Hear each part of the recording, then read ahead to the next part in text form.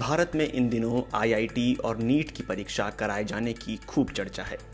क्या राजनेता, क्या शिक्षाविद, क्या बुद्धिजीवी और क्या सामाजिक कार्यकर्ता सब अपनी अपनी राय दे रहे हैं और पक्ष विपक्ष में उनके अपने अपने तर्क हैं। कई छात्र अपनी मांग पर कायम हैं और सरकार भी अपनी जिद पर अड़ी है। जेईई की परीक्षा शुरू होने में बस 4 दिन बाकी हैं। छात्र परीक्षा देने से इनकार तो नहीं कर रहे, लेकिन कोरोना महामारी की वजह से सितंबर में परीक्षा नहीं चाहते। कोरोना की वजह से कई राज्यों में छात्रों के पास परीक्षा केंद्र तक जाने के लिए यातायात के साधन भी उपलब्ध नहीं हैं। कई इलाकों में बाढ़ की समस्या है। ऐसे में कई छात्र और उनके परिवारों को लगता है कि ये सही वक्त नहीं है कि परीक्षा अभी कराई जाए।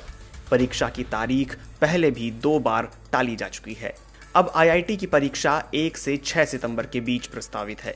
नीट की परीक्षा की तारीख 13 सितंबर है।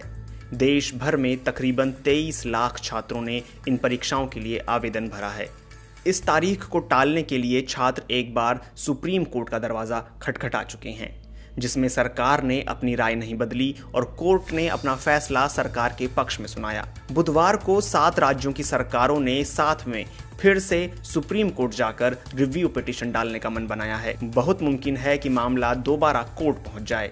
इसके अलावा भी कुछ दूसरे राज्यों के मुख्यमंत्रियों ने केंद्र सरकार से इन परीक्षाओं को कोरोना और बाढ़ की स्थिति सुधरने के बाद कराने का सुझाव दिया है, जिसमें दिल्ली और ओडिशा जैसे राज्य शामिल हैं। दूसरी तरफ शिक्षा जगत से जुड़े देश के अलग अलग हिस्सों से 100 शिक्षाविदों ने प्रधानमंत्री नरेंद्र मोदी को खत लिखकर जेईई नीट की परीक्षा सितंबर में कराने की मांग की है। लेकिन परीक्षा की तारीख नहीं टालने के पीछे सरकार की अपनी दलील है। आमतौर पर जेईई का सेशन अगस्त में शुरू हो जाता है, लेकिन इस बार कोरोना की वजह से ऐसा नहीं हो पाया।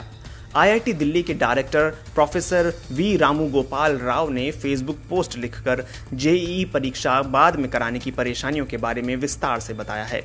जेईई एडवांस का एग्जाम इस बार आईआईटी दिल्ली को ही कोऑर्डिनेट करना है, इसलिए उनकी राय अहमियत रखती है। उनके मुताबिक सितंबर में परीक्षा कराने के बाद जेईई एडवांस की परीक्षा होगी। उसके बाद भी रिजल्ट आने और काउंसलिंग की प्रक्रिया में 1.5 से 2 महीने का वक्त और लगेगा। ऐसे में इस साल का सत्र नवंबर से पहले किसी भी सूरत में शुरू नहीं हो सकता, यानी 3 महीने की देरी पहले ही हो चुकी है।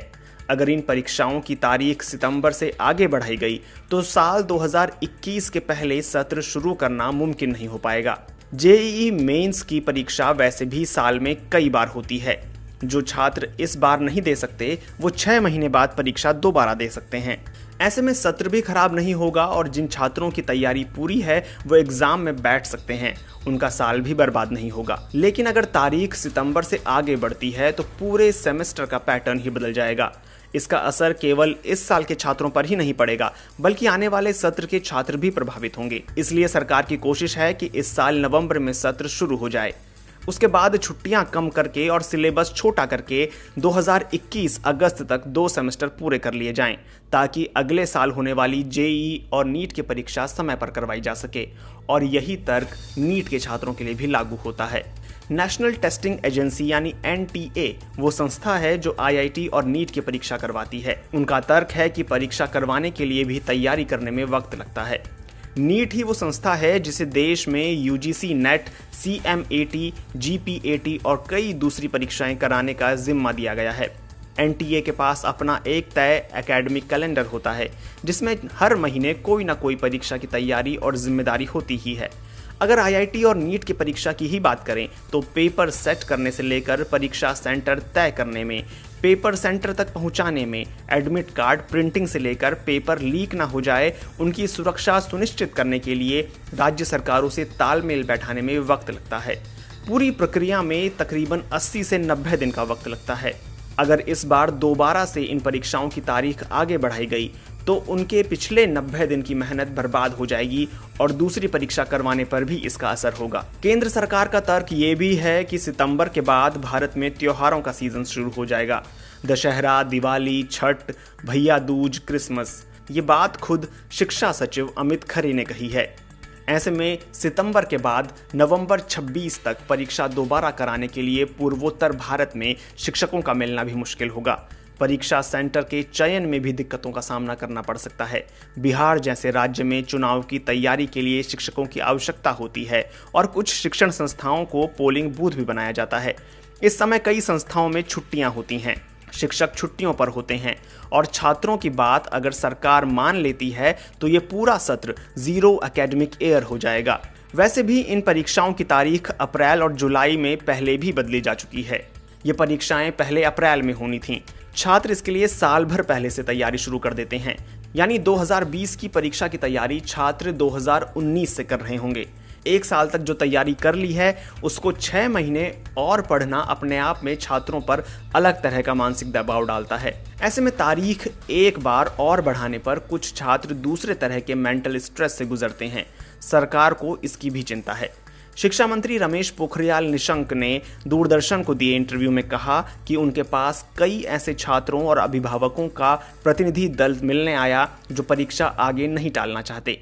केंद्र सरकार की ओर से ये भी तर्क दिया जा रहा है कि लाखों छात्रों ने आईआईटी और नीट की परीक्षा के लिए एडमिट कार्ड डाउनलोड कर लिए हैं। अपने इंटरव्यू में उन्होंने ऐसे छात्रों की संख्या लगभग 85% बताई है। सरकार एडमिट कार्ड डाउनलोड करने को छात्रों की रजामंदी के तौर पर देख रही है। एक और बात है जिसका डर केंद्र सरकार को सता रहा है, लेकिन खुलकर इस बारे में कोई नहीं कह रहा। यूजीसी की ओर से ग्रेजुएशन के अंतिम साल की परीक्षा का मामला भी फिलहाल कोर्ट में है। अगर किसी एक परीक्षा के लिए कोरोना का तर्क कोर्ट और सरकार स्वीकार कर लेती है तो एक पेंडोरा बॉक्स खुल जाएगा। इस तरह से दूसरी परीक्षा को टालने के लिए मांग उठने लगेगी।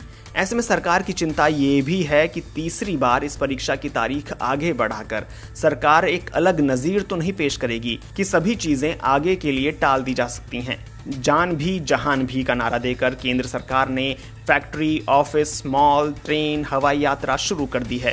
संसद का सत्र बुलाने की तैयारी भी चल रही है। ऐसे में सरकार की पूरी कोशिश है कि कोरोना काल में अलग तरह से एसओपी के साथ परीक्षाएं कराई जाएं और 80 से 90% छात्र भी इस परीक्षा को देने में सफल होते हैं तो सरकार इसे अपनी सफलता करार दे सकती है।